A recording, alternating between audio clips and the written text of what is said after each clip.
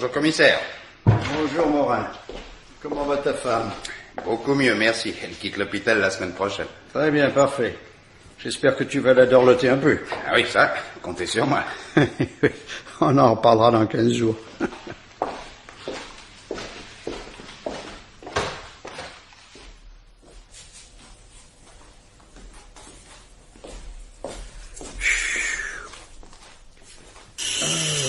Oh là, oh déjà.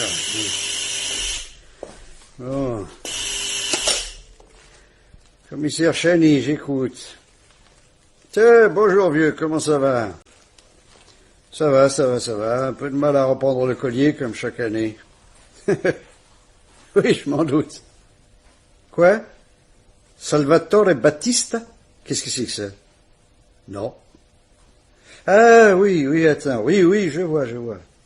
Bon. Bon, eh bien, je le note sur mes tablettes. Si jamais j'entends quelque chose, je te ferai signe. Oui, entendu, un de ces jours. Au revoir. Dubois! Oui, patron. Rien de spécial? Non. Ah si, le juge Vernon a demandé que vous le rappeliez, mais pas avant 4 heures. Bon. Tu as déjeuné? Avec un apéritif et 3,5, oui. Bon, cette chaleur, c'est pas très malin. Tâche de t'en tenir là, hein? Oui, soyez sans crainte, je viens de faire monter une bouteille d'eau. Bon. Et notre visiteuse est toujours là? Pas bouger de sa chaise. Je lui ai conseillé d'aller déjeuner, j'ai proposé de lui chercher un sandwich ou quelque chose à boire, rien à faire. On a l'impression qu'elle pourrait aussi bien rester là 15 jours ou 3 semaines. Bon. Ben, je vais la recevoir. Alors. Après tout, on verra bien. Fais-la entrer, veux-tu? Tout de suite, patron. Dubois, Oui. donne-moi un petit coup de sonnette d'ici 10 minutes que je puisse éventuellement m'en débarrasser. Bon, d'accord.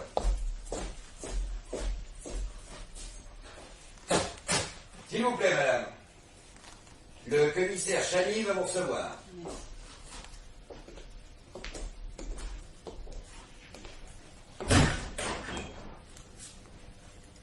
Bonjour, monsieur le commissaire. Bonjour, madame. Je vous remercie d'avoir bien voulu me recevoir, monsieur le commissaire. Je vous en prie. Si j'ai tellement insisté pour vous voir personnellement, c'est que j'ai souvent entendu parler de vous comme d'un policier consciencieux, compréhensif, et pas comme les autres. C'est flatteur. C'est très injuste envers mes collègues en général, croyez-moi. Asseyez-vous, madame, je vous en prie. Madame... Leroyer. Hélène Leroyer. Eh bien, je vous écoute, madame Leroyer.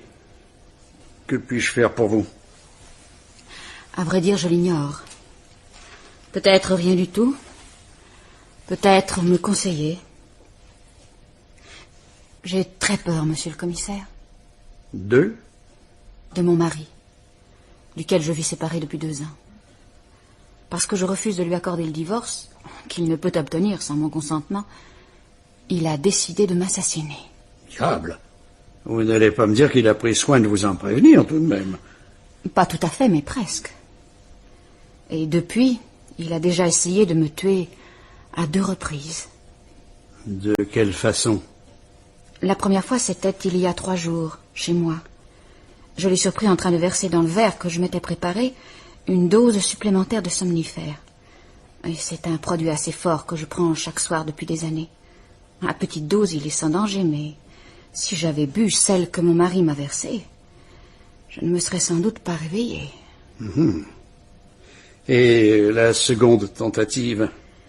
C'était hier soir, vers minuit, alors que je rentrais chez moi. Il a tenté de m'écraser avec sa voiture et il a bien failli réussir. Comment s'est-il pris? Il savait que j'allais au théâtre avec une amie hier au soir. Il a dû guetter mon retour.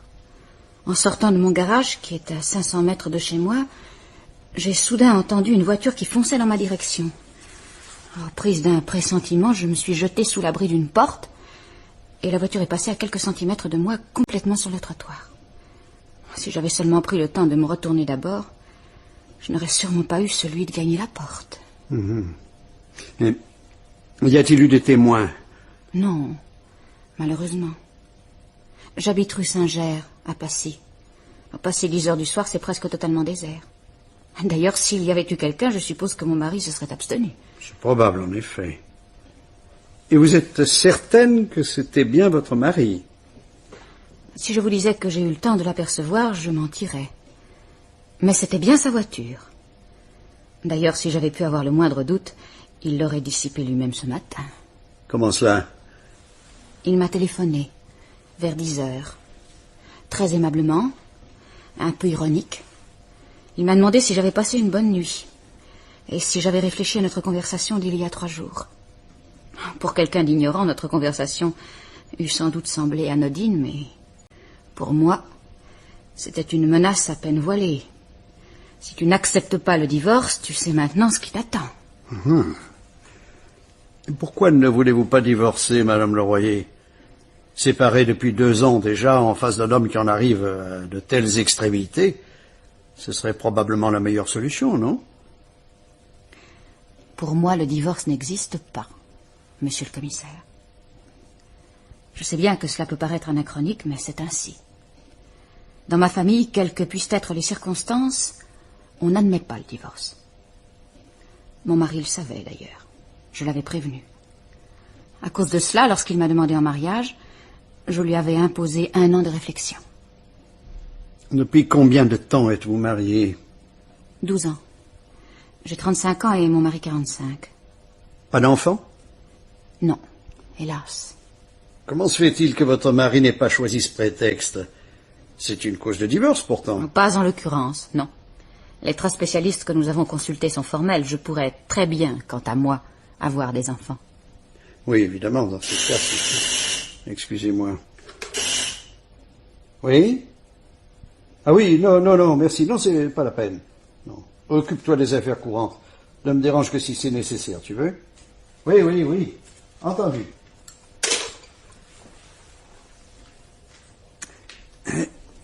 Pour ne rien vous cacher, Madame Leroyer, je suis très embarrassé.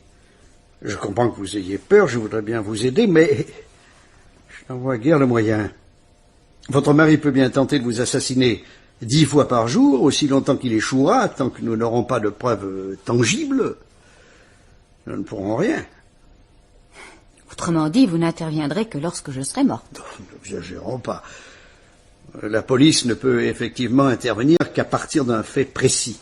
Il n'est pas nécessaire que ce fait soit un meurtre. Évidemment, si nous avions une preuve de ces 2 tentatives, ou même d'une seule, tout serait beaucoup plus simple. Pour hier soir, je ne peux naturellement rien prouver. Mais pour l'autre jour, pour le poison, j'ai peut-être quelque chose. Quoi donc? Mon flacon de somnifère. Depuis que j'ai vu mon mari s'en emparer, je n'y ai plus touché. Et je l'ai laissé là où il était. Si les empreintes représentent pour vous une preuve, il y en a certainement. Oui. Devant un jury, ce ne serait certainement pas une preuve absolue. C'est tout de même quelque chose. Est-ce que votre mari vient souvent chez vous? Pratiquement jamais. Lorsqu'il m'a téléphoné il y a 3 jours pour me demander s'il pouvait venir, il y avait plus d'1 an que je ne l'avais pas vu. Bon, c'est très bien ça. Si vous aviez conservé des relations d'amitié, ces empreintes n'auraient pas signifié grand-chose, mais là, c'est différent. Quant à hier, pour cette tentative d'écrasement, rien ne dit que nous ne trouverons pas finalement un témoin. Après tout, derrière les rideaux tirés, tout le monde ne dort pas forcément. Quelqu'un a pu l'apercevoir en train de vous attendre.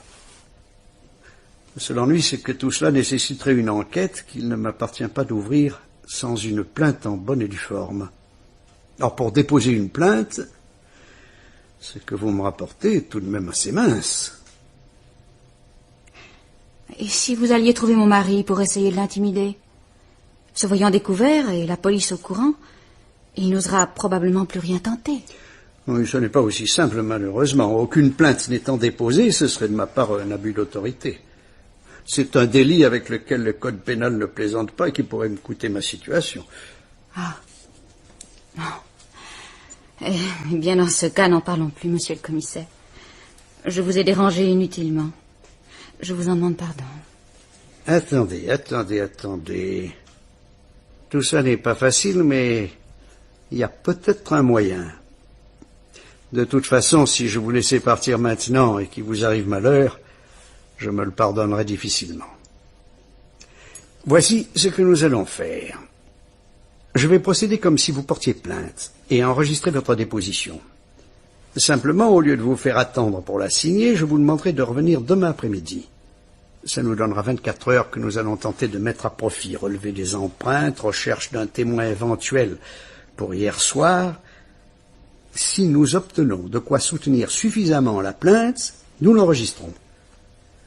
Dans le cas contraire, nous essaierons de trouver autre chose. Je ne sais comment vous remercier, monsieur le commissaire. Non, vous me remercierez plus tard lorsque vous aurez cessé d'avoir peur. Pour l'instant, je vais appeler mon adjoint et nous allons enregistrer votre déposition. Dubois. Oui, patron. Prends ton bloc, viens par ici, tu veux? Voilà, il arrive.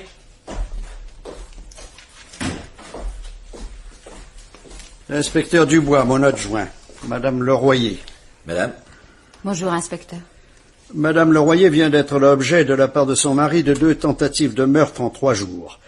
Elle a décidé de porter plainte, mais les preuves n'étant pas très probantes, nous allons voir ça d'un peu plus près. Prends bien note de tous les détails, n'hésite pas à demander les précisions qui te paraîtront nécessaires. Très bien, je note. Commençons par l'état civil, voulez-vous? Le vôtre et celui de votre mari, madame. Hélène Leroyer, en 2 mots. Née Saltel. Le 31 octobre 1929 à Besançon. Profession? 100. Casier judiciaire. Pas de condamnation? Non. Bien. Votre mari maintenant? Leroyer, Georges Raoul. Né le 16 janvier 1920 à Paris. Industriel. Quel genre d'industrie? Mécanique et outillage de précision, une usine à Montreuil. En société? Dont nous sommes majoritaires, oui. Mon mari et moi sommes mariés en communauté. Vous vivez des revenus de cette usine? Plus une pension que me verse mon mari, oui. Bien. Bon, revenons-en maintenant aux faits que vous m'avez rapportés. Précisez-moi certains points, voulez-vous, madame. Depuis combien de temps exactement êtes-vous séparée de votre mari? Il y a eu 2 ans, le 15 juin dernier. Dans quelles circonstances, cette séparation? Et quel genre d'homme est votre mari, s'il vous plaît? C'est un homme séduisant, et dont le trait principal a toujours été de beaucoup aimer les femmes. 1 an après notre mariage, il me trompait déjà. Ouvertement? Oui et non. Il prétendait qu'il s'agissait d'aventures sans importance, et il n'en faisait pas mystère vis-à-vis de moi. Par contre, ne voulant pas que sa femme prête à sourire, il évitait de s'afficher.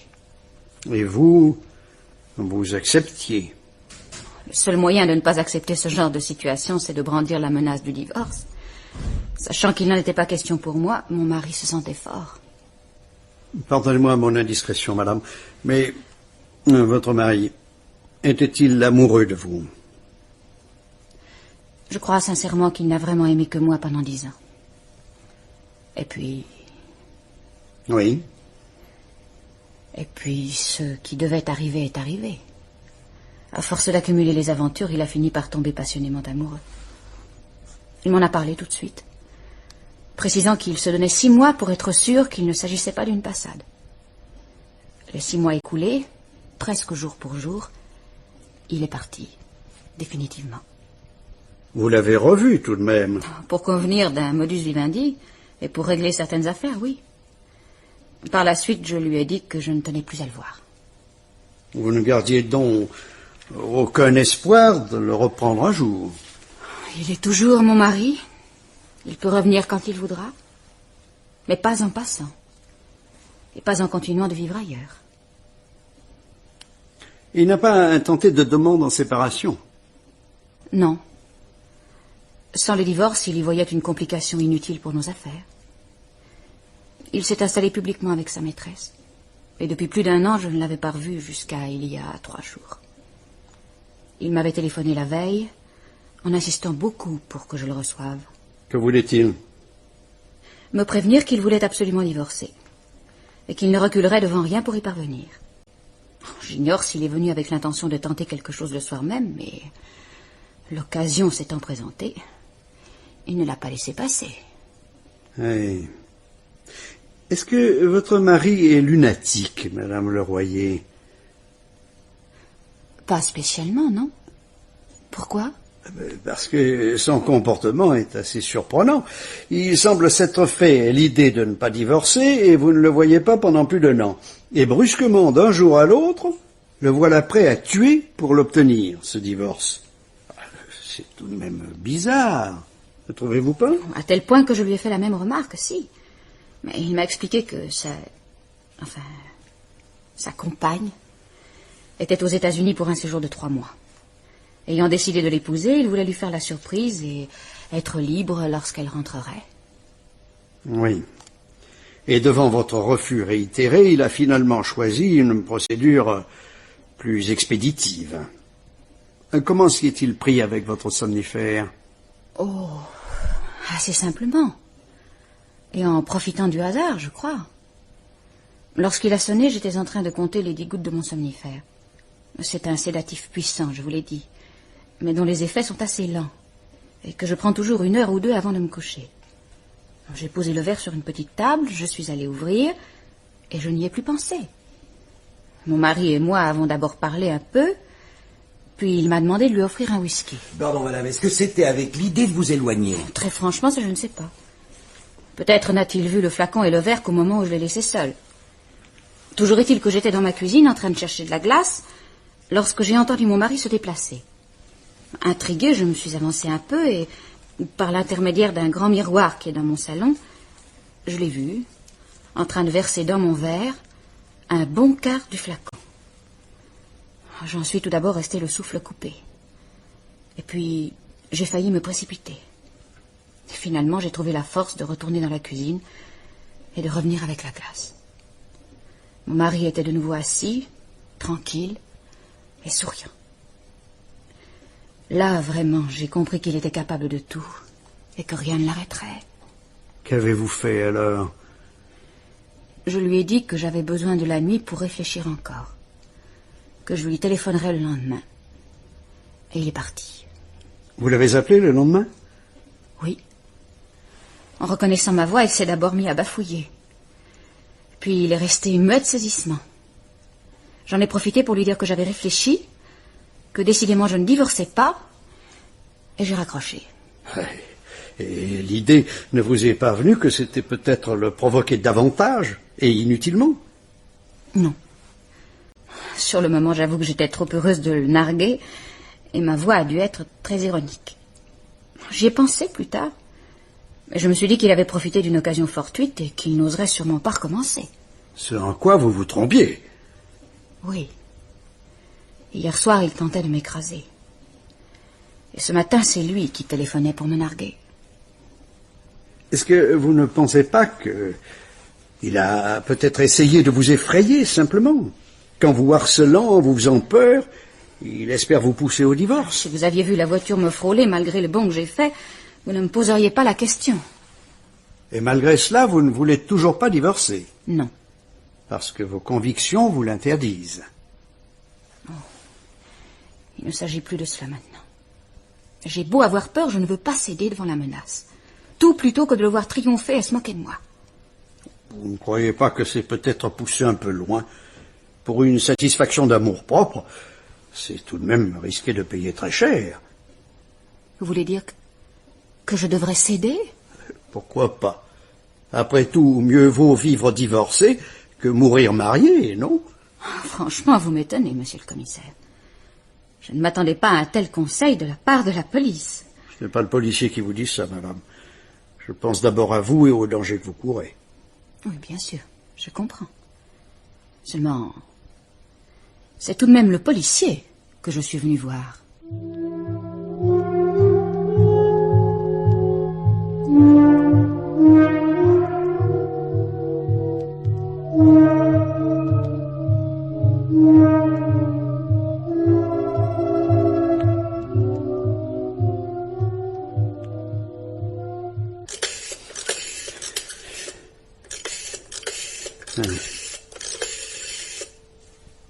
Alors, à quoi il dort, là?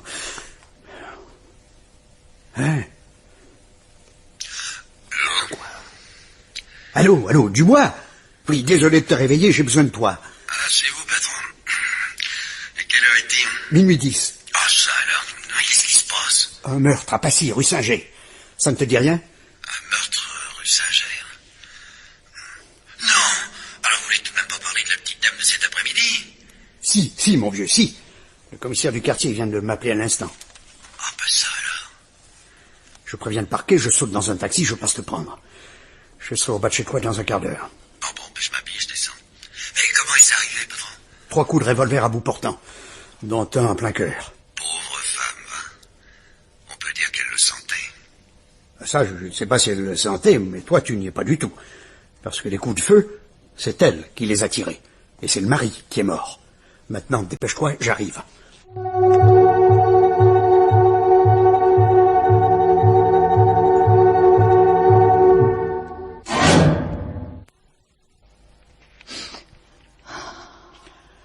Madame Leroyer, pourquoi ne m'avoir pas dit que vous étiez armée hier après-midi? Je ne l'étais pas encore, monsieur le commissaire. C'est hier soir seulement que l'on m'a donné ce revolver. Qui vous l'a donné? Une amie. Qui s'appelle? Vous voudriez ne pas le dire et je le comprends, mais c'est inutile, croyez-moi. Vous pensez bien que nous retrouverons facilement cet ami. Si ça peut vous rassurer, d'ailleurs, je vous signale que le fait de vous avoir prêté une arme n'est pas un crime en soi. Il s'agit de ma meilleure amie, Christiane Reverdin. Elle était au courant des menaces de mon mari et après vous avoir vu, j'ai passé la soirée chez elle. Je lui ai rapporté notre entretien. Je lui ai dit que vous ne pourriez sans doute pas grand-chose. Et c'est alors qu'elle m'a proposé cette arme. J'ai commencé par refuser. Mais elle a tellement insisté que j'ai fini par la glisser dans mon sac. C'est bien, je vous remercie, madame. J'aurais naturellement besoin de voir votre ami, mais pour l'instant, venons-en au moment où vous l'avez quitté. Quelle heure était-il? 10h30, peut-être 11h moins le quart. Je ne me souviens pas exactement. Est-ce que je pourrais me reposer un peu, monsieur le commissaire? Je vais faire l'impossible pour ne pas vous tenir trop longtemps, madame Leroyer, mais je suis obligé de vous poser quelques questions. Oh. Le parquet ne va pas tarder, il me faudra faire un premier rapport. Si je ne le faisais pas, le magistrat instructeur vous interrogerait lui-même et peut-être avec moins de ménagement. Se lever au milieu de la nuit pour constater un meurtre ne dispose guère à la patience, vous savez? Oui, je comprends. Je vous remercie, monsieur le commissaire, vous êtes vraiment très compréhensif. Voulez-vous boire quelque chose d'abord? Oui, peut-être. Il y a du cognac et des verres dans ce petit meuble. S'il vous plaît. Vous êtes donc parti de chez votre ami vers 11h moins le quart. Bon. Et comment se fait-il, vous ayant vu inquiète au point de vous remettre un revolver, qu'elle n'ait pas proposé de vous accompagner? Elle me l'a proposé, mais j'ai refusé. J'avais décidé de laisser ma voiture devant ma porte. Mais comme beaucoup de gens sont encore en vacances, il y a des places. Ce qui me faisait peur surtout, c'était d'aller de mon garage jusque chez moi. Et pourtant, en fin de compte, ce n'est pas sur ce trajet que votre mari vous attendait. Non. Où se trouvait-il exactement? Dans sa voiture, presque devant l'allée qui mène à ma porte, mais de l'autre côté de la rue. Vous l'avez vu tout de suite en arrivant? Non. Et vous deviez être sur vos gardes, pourtant. Oh oui, mais ses phares étaient éteints, et ce côté de la rue est plutôt sombre. Je venais de ranger ma voiture et d'en sortir lorsqu'il a ouvert la porte de la sienne. J'ai sursauté, je me suis retournée et je l'ai vu. Malgré l'obscurité de la rue?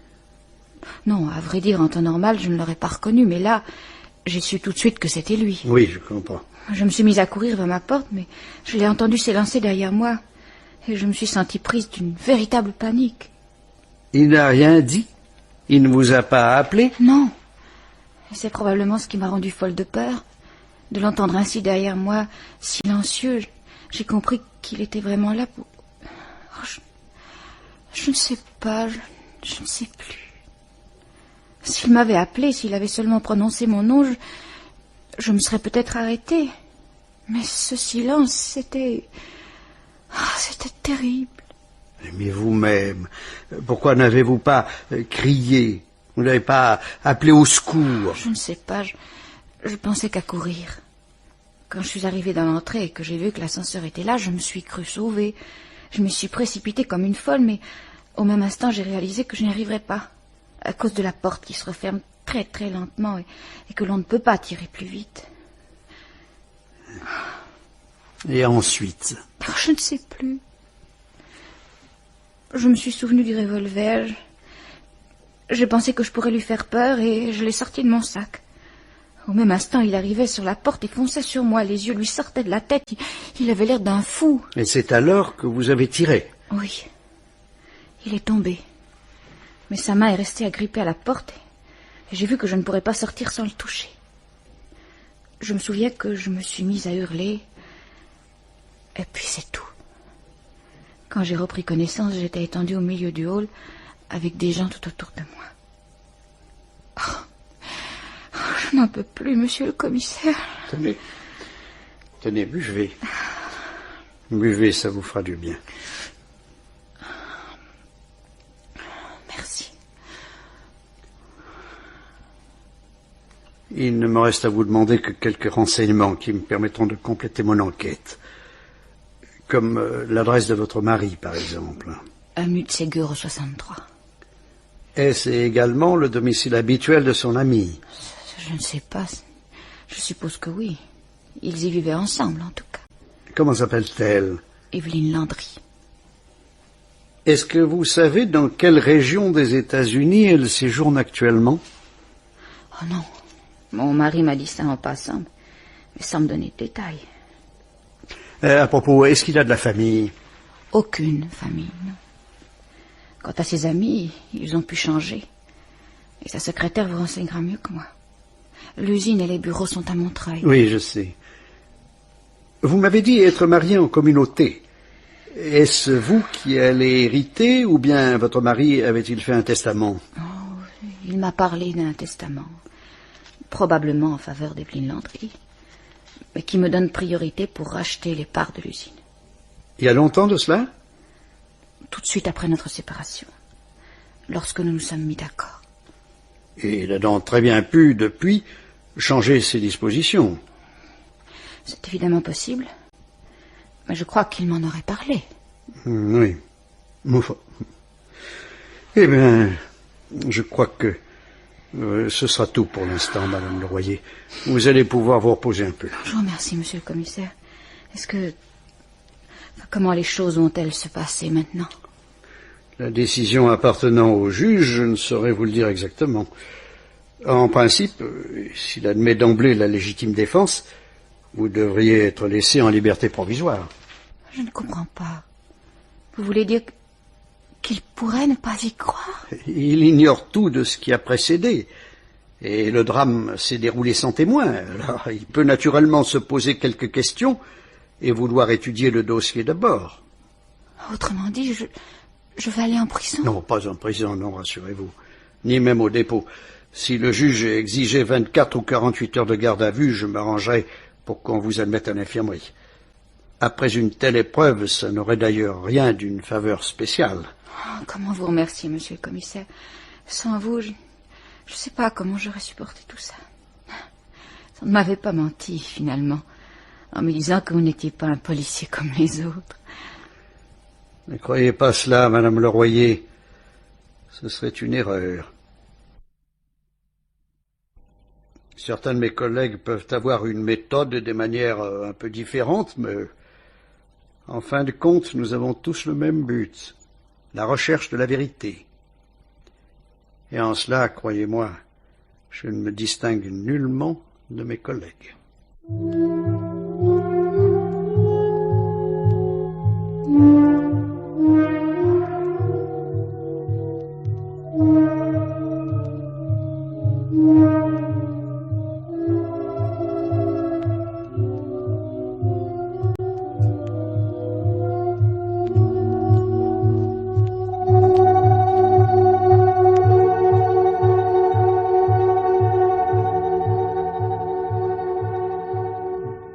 Et alors, patron?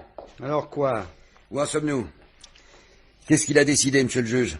Liberté provisoire. Il croit dur comme fer à la légitime défense. Et vous? Oh, je ne sais plus. Ou bien cette femme est la comédienne la plus extraordinaire que j'ai jamais vue en dehors d'un théâtre, ou alors, c'est mon imagination qui me joue des tours. Et qu'est-ce que vous comptez faire? Une partie de poker. Oh. De la patience, du bluff, et pas de nervosité. Seulement si j'ai raison, si elle a vraiment été capable de manigancer, d'exécuter un plan pareil, j'ai dans l'idée que ce sera une sacrée partie. Je peux rester? Ah non, non, ça désolé, non, impossible. Non, Oh, non, fais pas cette tête-là. J'ai fait réparer le système d'écoute. Tu n'auras qu'à te brancher sur mon bureau, écouter et prendre en note le plus important. Bon, ça va, n'en parlons plus, mais si c'est votre imagination qui vous joue des tours, comme vous dites, si tout s'est passé comme elle le prétend, hein? Eh ben, dans ce cas, tu m'entendras jouer un bien vilain rôle. Le méchant policier s'acharnant contre la pauvre innocente. Malheureusement, je n'ai pas le choix. Ou elle se fout de nous, et on peut tout de même pas la laisser continuer, ou elle dit la vérité, et elle va encore passer un mauvais moment. Parce que j'y resterai jusqu'à minuit, et même au-delà, s'il le faut. Mais je te jure que j'en aurai le cœur net. Bon. Eh ben, je suppose qu'elle va pas tarder. C'est tout? Pas d'autres instructions? Non. Si la réponse à notre télégramme arrivait, tu me l'apportes immédiatement. Et bien entendu, si tu avais une idée de génie, tu me passes un coup de fil. Non, ben ça, je vous promets rien. Enfin, je ferai de mon mieux. Tiens, les voilà. Eh ben, fais-la entrer. Et dis aux gardiens qu'ils peuvent disposer. Je les rappellerai si c'est nécessaire. Très bien. Bonne chance, patron. Madame le Royer? Ah, vous pouvez disposer, les gars. Le patron vous fera signe s'il a besoin de vous. Allez, entrez, madame. Voilà. Eh bien, patron, je vous laisse. À tout à l'heure. C'est ça, à tout à l'heure. Asseyez-vous, Madame le Royer, je vous en prie. Comment allez-vous depuis hier? Beaucoup mieux, je vous remercie. Le personnel de l'infirmerie est très aimable. Parfait. Je suis très heureux de vous trouver en meilleure forme. Il va falloir que nous parlions un peu plus sérieusement. Pourquoi plus sérieusement? Jusque-là, je ne me souviens pas que nous ayons plaisanté beaucoup. Aussi bien, n'est-ce pas ce que je voulais dire? Nous allons simplement reprendre et tenter d'éclaircir un peu mieux certains points de vos déclarations.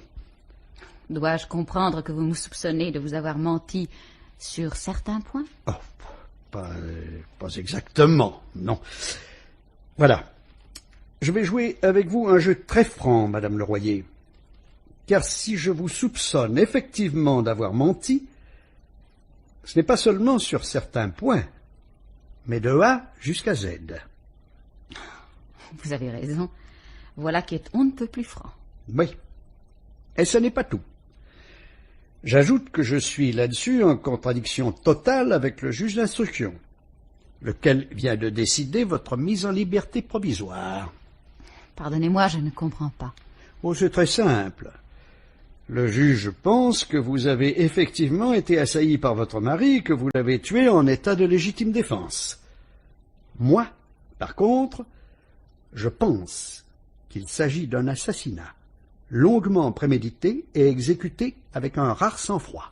Vous me faites beaucoup d'honneur, mais je préfère néanmoins la version du juge. Moi aussi, madame. Ou plutôt, je préférerais que vous ne soyez rien d'autre que la jeune femme intelligente et charmante que vous paraissez être. Malheureusement, mon devoir est de découvrir la vérité, non de choisir ce qui me conviendrait le mieux. Autrement dit, vous allez passer outre aux ordres du juge d'instruction. Ne m'avez-vous pas dit que c'était là un abus d'autorité sévèrement réprimé par le Code? N'ayez pas l'air de trop ignorer le Code d'instruction criminelle, voulez-vous? Que le juge ait décidé de vous laisser en liberté ne signifie nullement que l'enquête soit close. Et vous le savez très bien. Cela veut dire simplement que le secret de l'instruction ne nécessite pas votre incarcération et que l'on ne pense pas que vous tenterez de prendre la fuite. Pour le reste, l'enquête se poursuit. C'est moi qui en suis chargé, et vous êtes ici le plus légalement du monde pour répondre à mes questions. Simplement, lorsque j'aurai terminé, vous serez libre. À moins Oui? qu'un fait nouveau n'intervienne d'ici là, bien entendu. Vous ne dites plus rien. Vous m'annoncez que je suis ici pour répondre à vos questions. Posez-les. Je vous répondrai. Oui, à vrai dire, et plutôt que de vous questionner beaucoup, je voudrais que vous m'écoutiez d'abord. Partant du principe que vous m'avez menti de A jusqu'à Z, ainsi que je viens de vous le dire, j'ai reconstitué votre machination tout entière. Et vous allez voir que ma version se tient pour le moins aussi bien que la vôtre. Ça ne peut être que du roman. Mais c'est sûrement très intéressant. Je vous écoute, monsieur le commissaire. Un roman, oui, oui, peut-être. Dans ce cas, disons qu'avec le même sujet et en partant dans des directions diamétralement opposées, nous avons construit chacun le nôtre. Et ne souriez pas trop. Je vous assure que le vôtre ne tient qu'à un fil. L'important dans un roman, c'est que l'on y croit. Peu importe le nombre de fils. Un seul, c'est tout de même bien peu, et il ne faudrait pas grand-chose pour le casser. Pour être précis, la découverte d'un seul mensonge suffirait. Désolée, je ne vous suis plus. Alors écoutez-moi bien, Madame Leroyer. Je n'ai pour l'instant qu'une certitude. Mais c'est une certitude absolue et irréfutable. Votre histoire se tient, il est encore possible que je me trompe grossièrement, auquel cas je vous demande pardon par avance. Mais si je découvre que vous m'avez menti une fois, une seule, alors plus rien ne tient, et ce sera là la preuve que vous m'avez menti d'un bout à l'autre. Parce que? Parce que votre déposition d'avant le drame, vous êtes venu la faire spontanément.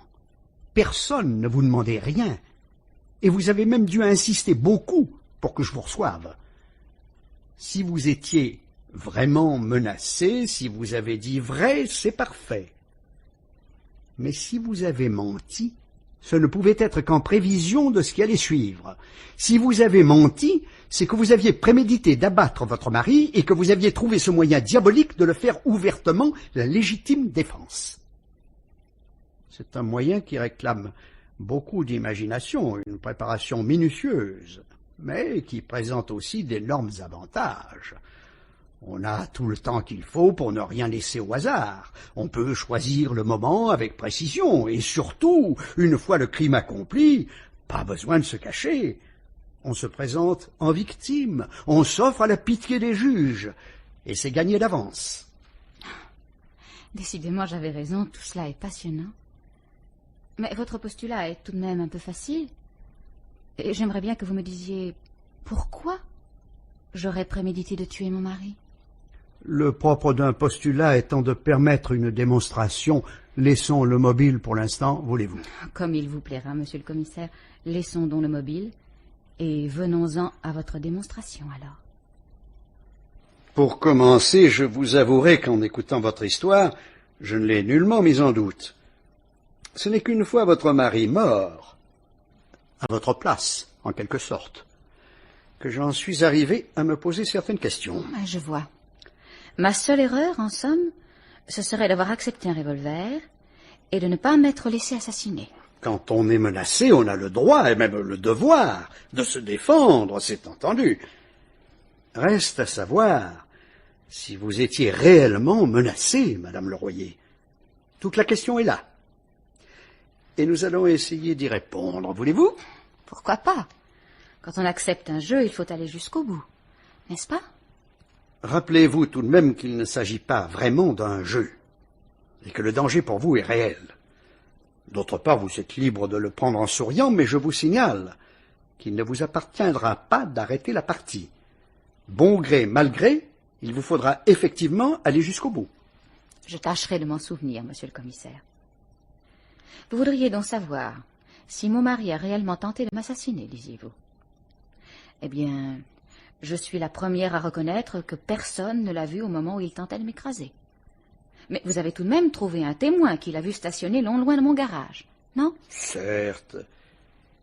Mais puisque nous admettons une machination au départ, vous auriez très bien pu lui demander de vous attendre à cet endroit. Vous n'irez pas au rendez-vous, vous le savez d'avance, mais votre mari vous attendra un certain temps et avec de grandes chances d'être aperçu. Ça n'aurait pas été impossible, évidemment. Par contre, pour les empreintes sur le flacon de mon somnifère, je serais curieuse d'entendre vos explications. N'ayant pas revu mon mari depuis plus d'1 an, et cela, plusieurs de ses amis pourront vous le confirmer. Vous n'allez tout de même pas prétendre que j'aurais conservé un ancien flacon en prévision d'un crime éventuel. Ce ne serait pas sérieux, vous avez raison. Et ce serait chercher midi à 14 heures. Nous avons retrouvé les empreintes de votre mari sur ce flacon, et je veux bien croire qu'il les y a laissées 3 jours avant sa mort. Mais, en quoi cela prouve-t-il qu'il est tenté de vous assassiner? Voulez-vous me le dire? À mon avis, cela prouverait plutôt le contraire. Car de nos jours, en effet, avec le cinéma, les romans, la presse, le premier imbécile venu pense aux empreintes. Or, votre mari, autant que je sache, était loin d'être un imbécile. Oui, si j'étais morte d'avoir absorbé trop de somnifères, tout le monde aurait pensé à un suicide. Et il est à peu près certain que personne n'aurait pensé aux empreintes. D'ailleurs, Oui? mon mari aurait toujours pu trouver une explication. Bien sûr, voyons, il aurait pu dire, par exemple, tout en se défendant d'avoir versé une dose anormale, que vous lui aviez demandé de vous préparer votre somnifère. Par exemple, oui. Oui, Pourquoi riez-vous? parce que je pense que c'est très exactement ainsi que la chose s'est passée, Madame Le Royer. Votre mari n'étant pas venu pour vous assassiner, mais simplement pour parler avec vous, et probablement à votre demande, contrairement à ce que vous prétendez, rien de plus facile que de lui demander ce petit service qu'il s'empresse de vous rendre, sans se préoccuper le moins du monde de ses empreintes, et pour cause. Car tout cela est bel et bon, mais il n'y a toujours que vous pour affirmer qu'il vous a versé une dose mortelle. Si bien que là encore, j'ai eu tort de ne pas mourir. Sans aller jusque-là, je suis bien obligé de constater que vous n'êtes pas morte, et que c'est votre mari qui n'est plus là pour vous contredire. Quand je vous ai proposé de lui rendre visite, il était vivant. Ce n'est pas moi qui ai choisi d'attendre. Proposition très astucieuse, et sans grand danger pour vous. Avec le peu de charge que vous m'apportiez, vous saviez très bien que je n'allais pas me précipiter chez lui. À vous entendre, on croirait vraiment que tout le monde est au courant des usages de la police. Tout le monde, non, mais vous êtes licencié en droit, si je ne m'abuse. Je vous pose une question, Madame Le Royer. Oui, je suis licenciée en droit. Vous m'avez proposé de rendre visite à votre mari, c'est vrai. Mais si je vous avais pris au mot, vous eussiez sans doute été bien embêté, car il y a gros à parier que je me serais trouvé alors devant un homme complètement ahuri. Pourquoi? Mais parce qu'il n'avait jamais songé un seul instant à vous assassiner, tout simplement. Vous m'avez tracé de lui un portrait assez vague, mais qui aurait dû cependant éveiller ma méfiance. Car un homme qui aime beaucoup les femmes, en général, ce qui était son cas, on me l'a confirmé, ne tue pas pour une seule. Et si le proverbe est assez commun qui dit « une de perdue, 10 de retrouvée », il ne manque pas finalement d'une certaine sagesse. Bien, voilà de la police psychologique où je ne m'y connais pas. La psychologie a du bon, croyez-moi, et plus encore lorsqu'elle est confirmée par les réactions de quelques témoins. Sa secrétaire et 2 de ses amis ont ouvert des yeux comme des soucoupes quand je leur ai demandé d'imaginer votre mari en assassin. Le contraire eût été étonnant. Un homme qui prémédite un crime ne va pas s'inventer. Il est bien normal que ses amis n'y croient pas. D'ailleurs, il n'y a qu'à écouter les gens qui ont vécu sans le savoir à côté de certains criminels. Après coup et preuves en main, ils ont du mal à y croire. Votre mari n'avait rien d'un monstre. C'était un homme solide et bon vivant. En y réfléchissant d'ailleurs, on s'aperçoit que c'est ici que votre histoire ne tient pas. Voilà un homme qui vous a quitté il y a 2 ans, prenant son parti de votre refus de divorcer. Et brusquement, d'un jour à l'autre, le voici prêt à vous supprimer pour l'obtenir. Mieux, il vient vous voir pour vous mettre en garde et vous signifier qu'il est prêt à tout. Mais c'est tout juste s'il ne vous tue pas avant de vous prévenir. C'est bizarre, non? Je vous ai dit qu'il avait probablement profité d'une occasion fortuite. Il a vu mon somnifère. Il a soudain pensé que c'était facile. Et voilà tout. Et voilà tout. Il ne pense pas aux empreintes et pas davantage aux soupçons qui se porteront forcément sur lui. Pourquoi forcément? Parce que c'est l'enfance de l'art. Quand une femme meurt empoisonnée le soir même où son mari lui rend visite pour la première fois depuis 1 an, il est normal que la police s'interroge. C'est vous qui le dites. On a déjà vu la police passer à côté d'un crime qui crevait les yeux. C'est possible. Mais vous ne me ferez jamais croire qu'un homme comme votre mari a pu compter sur un hasard aussi problématique. Vous avez raison, monsieur le commissaire. Je ne vous ferai pas croire cela, ni quoi que ce soit d'autre. Vous avez décidé que j'avais menti, que j'ai tué mon mari, et vous avez construit un assez bon scénario autour de votre conviction. Vous faites votre travail, je ne vous en veux pas. Mais il me devient difficile de prendre tout cela légèrement, et le moment est venu d'en finir avec tant de suppositions gratuites. Pourquoi aurais-je tué mon mari, monsieur le commissaire? Pour être franc, je l'ignore encore. Mais mon enquête ne fait que commencer et je n'ai guère eu le temps de me renseigner sur vous. Supposons... Encore? Eh oui, encore.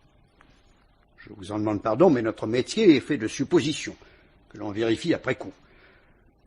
Je disais donc, supposez que je vous découvre un amoureux. Un amoureux. Vous avez 35 ans, vous êtes une femme plus que charmante, Madame Leroyer, vous n'allez pas demeurer seule toute votre vie, quand même. Maintenant que je suis veuve, certainement pas. Ne jouons pas sur les mots, et ne soyez pas trop cynique, je vous en prie. Même sans devenir veuve, une femme comme vous ne reste pas seule à 35 ans. Que savez-vous d'une femme comme moi? Je vous ai dit que pour Que moi... vous n'acceptiez pas le divorce et que vous aviez de grands principes, je sais. Mais ne voyez-vous pas que ce pourrait être là un excellent mobile, précisément? Quand le divorce n'existe pas, il reste néanmoins l'espoir du veuvage, justement. C'est exact. Et l'on vient même de faire là-dessus un excellent film. Laissez donc le cinéma, répondez à ma question. Avez-vous un amoureux? Je n'ai pas d'amant, si c'est ce que vous voulez dire. Mais je vous signale que pour cette fois, votre supposition est franchement stupide. Si j'étais amoureuse et que je veuille être libre, j'aurais accepté le divorce depuis longtemps. Et vos principes, Madame Leroyer, et votre orgueil. Mais oui, vous avez raison. Grâce à vos dons de psychologue, vous m'avez découvert des mobiles. Et moi, puisque nous sommes dans les dons, c'est grâce à celui de double vue que j'ai pu tuer mon mari, je suppose. Car non contente d'avoir machiné ce plan extraordinaire, j'aurais encore deviné que mon amie Christiane allait me donner un revolver. C'est bien ça, n'est-ce pas? Je me demandais lequel de nous deux en parlerait le premier. C'est là votre meilleur argument, du moins le croyez-vous, et il vous fallait bien me le servir. Désolé, je ne comprends pas. Vous saviez depuis longtemps que votre amie possédait un revolver. Encore qu'à contre-cœur, elle a été obligée d'en convenir. Et après? Après, ce fut un jeune enfant. En racontant à Christiane Reverdin les menaces imaginaires de votre mari, en jouant la peur, en ajoutant que la police ne pouvait rien pour vous, vous l'avez poussé tout doucement à vous proposer cette arme. Vous vous êtes fait prier pour la forme, et afin de pouvoir en faire état plus tard. Mais vous l'avez finalement prise, conformément à votre plan. Décidément, vous me flattez de plus en plus. Car si j'avais été capable de mener à bien un plan aussi machiavélique, convenez que je serais tout de même une femme assez exceptionnelle. Mais vous êtes une femme exceptionnelle, Madame Leroyer. Exceptionnelle d'intelligence, de volonté, de sang-froid, mais aussi d'orgueil, malheureusement. Vous y tenez, à ce qu'il paraît. À votre orgueil? Oui. Et pour un peu, je dirais même, à votre monstrueux orgueil. Mais non, laissons cela. Venons-en maintenant au dernier point de votre plan, c'est-à-dire à l'exécution proprement dite. Non, je refuse, j'en ai assez. Je vous rappelle que la règle du jeu, oui, je sais. Et je sais aussi que j'ai tort de m'énerver. Mais vous ne vous rendez pas compte. Vous êtes là à supposer, à construire, et à tout faire pour que je perde mon sang-froid. Mais il n'y a pas le début du commencement d'une preuve dans tout ça. Vous laissez courir votre imagination et tant pis pour le reste, n'est-ce pas? Eh bien, je suis désolée, mais je ne joue plus. Soutenez votre hypothèse, obtenez mon inculpation, et que l'on m'envoie devant les assises. Nous verrons bien si le juré acceptera de suivre vos divagations. Décidément, vous êtes encore plus forte que je ne le pensais, Madame Leroyer, et je ne puis me défendre d'une certaine admiration à votre égard. Mais quel dommage! Quel dommage de voir finalement tant d'intelligence au service d'un crime sordide. C'est navrant. Gardez vos arguments et vos regrets pour le tribunal. Pour moi, je ne répondrai plus qu'au juge d'instruction, lorsqu'il m'aura inculpé et que j'aurai un avocat. C'est mon droit le plus strict. Parfaitement exact, mais je vous comprends mal. Je comprends mal pourquoi vous refusez soudain de me répondre alors que j'ai presque terminé, que j'en arrive à l'exécution de votre mari. Y aurait-il dans ce dernier acte un détail que vous ne puissiez expliquer? De votre part, ça m'étonnerait. Ce qui serait plus étonnant encore, c'est que vous n'ayez pas, vous, une savante démonstration à faire. Ma foi, vous avez raison. Notez cependant qu'il ne s'agit plus de psychologie, mais d'une démonstration toute matérielle. Pour ne rien vous cacher d'ailleurs, c'est même de là qu'est venu mon premier soupçon. Je pourrais fort bien ne pas vous en parler. Devant un tribunal, en effet, ce pourrait être un argument surprise et de poids. Et pourtant, vous allez m'en parler quand même, n'est-ce pas? Vous êtes tellement généreux. Disons plus modestement que je serais curieux d'entendre votre dernière explication. Eh bien, curiosité pour curiosité. Et s'il s'agit vraiment de votre dernière trouvaille, je vous écoute, monsieur le commissaire. Qu'avez-vous donc trouvé de si important? Une simple question préalable, si vous permettez. Soutenez-vous toujours que votre mari vous poursuivait et qu'il se jetait sur vous quand vous avez tiré? Évidemment, oui. Pourquoi? Comment expliquez-vous alors qu'emporté par son élan, il ne soit pas tombé dans l'ascenseur? Je ne sais pas. Je vous l'ai dit, j'ai tiré dans l'affolement et sans bien me rendre compte. La première balle a dû l'arrêter net et provoquer un mouvement de recul. Impossible. Eh bien alors, enfin, si vous savez mieux que moi ce qui s'est passé, je vous écoute. Le rapport du médecin légiste est formel. La première balle est celle qui a pénétré dans le cœur et la mort a été foudroyante. Et alors? Alors, votre mari ne courait pas. Vous lui aviez sans doute donné rendez-vous chez vous. Arrivé avant lui, vous avez attendu dans l'ascenseur, et quand il a ouvert la porte, vous l'avez abattu froidement et à bout portant. Voilà pourquoi il est tombé devant l'ascenseur, sa main restant agrippée à la porte. S'il avait été en train de foncer, comme vous dites, la balle ne l'aurait pas arrêté net. C'est astucieux. Mais je vous fais remarquer que c'est une fois de plus votre parole contre la mienne. Les experts apprécieront. Vous êtes très sûr de vous, n'est-ce pas? Vous avez perdu votre sang-froid durant quelques instants, mais vous vous êtes reprise et vous voilà toute prête à affronter les assises. Ma théorie ne reposant que sur des présomptions, vous comptez sur votre charme et sur le bénéfice du doute. Vous oubliez simplement que mon enquête n'est pas terminée, Madame Leroyer. Eh bien, terminez-la sans moi. Je n'ai plus rien à vous dire. J'ai montré beaucoup de patience, mais je vous rappelle que le juge d'instruction a décidé ma mise en liberté provisoire. À moins que vous n'ayez quelques faits nouveaux à lui communiquer, mais je dis bien des faits, et non des suppositions. Vous ne pouvez vous opposer à ce que je m'en aille. C'est exact, et je ne m'y oppose pas. Je vous demanderai simplement de ne pas quitter Paris et de me dire où je pourrais vous joindre en cas de besoin. Ne vous inquiétez pas, monsieur le commissaire. Si le plaisir vous est offert de m'arrêter un jour, vous me trouverez chez moi. Vous êtes persuadé que cela n'arrivera pas. Mais vous avez... Pardon. Oui? Bon, eh bien, apporte-le-moi. Qu'est-ce que tu attends? Ah, c'est toi, patron, je... Tais-toi. Donne. Voilà. Oui. Oui, ben... évidemment. Bon, je te remercie, tu peux disposer. Oh? N'oublie pas que tu as du travail, tu me feras plaisir. Du travail? Ah oui, bien sûr, j'y vais, patron. J'y vais.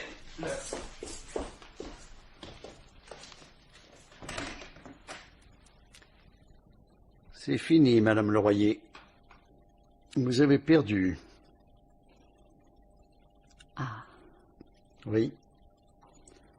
Cette faille dans votre histoire, cette preuve d'un mensonge que je cherchais, je l'ai maintenant ici, noir sur blanc. Ce petit télégramme contient la clé de toute votre machination. D'où vient-il? D'Amérique. De San Francisco, pour être précis. De San Francisco, mademoiselle Evelyne Landry vient de s'installer définitivement. Je ne comprends pas. Ça m'étonnerait, mais je veux bien vous lire le télégramme. Écoutez. Réponse à votre câble vous signale que ne suis pas États-Unis pour vacances, mais définitivement, après rupture avec Georges Leroyer. aimant liberté avant tout, trouver pratique ne pas divorcer pour ne pas épouser à nouveau. Lettre suit. Voilà, Madame Leroyer, c'est tout.